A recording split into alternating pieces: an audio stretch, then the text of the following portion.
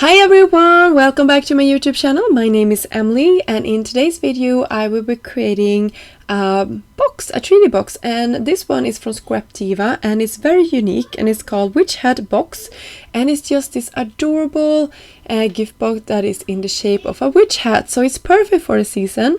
And you can see here how many pieces this comes with. You can see all of the this is the main part of the witch hat, and you can see the beautiful color on this. It's this rose gold color. It's very gorgeous. It also comes with 2 sentiments. I didn't use them for this video. Hopefully I will be back with another video where I can use them. They are also really cute. I think it's sort of goes very nicely with this this hat. And you can see that center part, I didn't use it as intended. You will see what I did, but yeah, I will show you what I think you should do with it later on. For my pattern papers, I cut them out of screen so you didn't have to see me cut all of this, but I use a collection from Create Paper called Hey Pumpkin. I believe it has been out for quite some time. It was just something I had in my stash and it was fun to use. And you can see all of these pieces, how they have the score line, so it's really easy to just crease them and get them exactly where you want them. So this is the decorational piece for the hat, and I was just attaching that so I know where I wanted my box to go. And I think there is an easier way. You can see the dotted sort of circular piece there to the left in my screen. If I just had attached all of these tabs to that, it had been easy to know exactly how big this was. Now I attached all of this and then I sort of eyeballed where everything was going to go. So if you were doing this box again, I would use that as a guide, because now I had problems just pressing that circle down into the box itself, so I had a beautiful bottom in my gift box. It wasn't that large of a problem. You can see here it was really nicely tucked in there, but it had been easier just gluing that around it instead of just pressing it down. I hope that makes sense.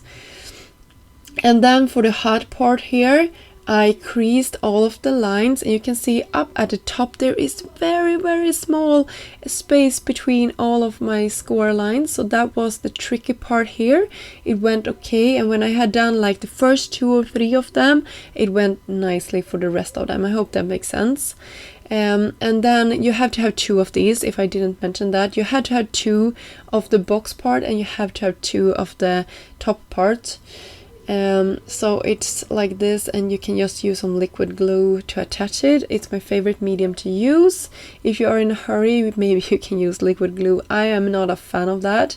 So use, I would say, a cold glue like this. It's the perfect one. A liquid glue like this. It's very nice to use. And you can see the little tab there where I put my adhesive. I'm sorry I'm a little bit off camera here, but you will see in a second what I did. And when I had all of this attached and it was ready to go, I could start assembling all of my beautiful sort of triangular pieces here. That was going to be my decoration for my hat. So I hope this makes sense. I just went around and pressed all of this down, and you can see the white and black polka dot pattern paper here against that pumpkin cardstock. It's just an orange paper that I had in my stash. I think that was just super cute. I don't know why, but I am a big fan of pattern papers with black dots on. I think it's super beautiful. And here you can see from the 6x8 pattern paper, you can get your papers with that holographic spider web. And I think this for the belt of my hat, or the ribbon around my hat, it was very cute to have that spider web.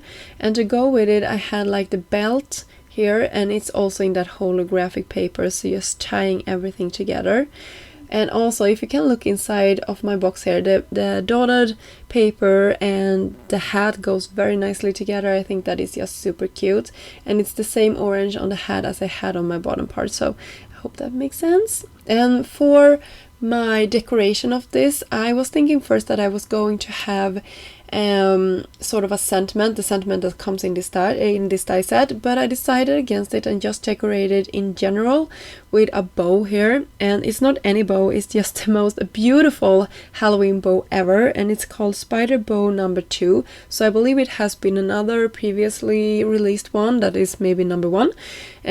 If I find it on Scrap Diva Designs website, I will list it for you, but I don't have it and I haven't seen picture of it, so I can't really talk about it at the moment, but it's probably gonna be very cute as well if there is a number 1. But this was just amazing. You can see the sort of spider web wings there. I think you can use this for so many other things than just this bow.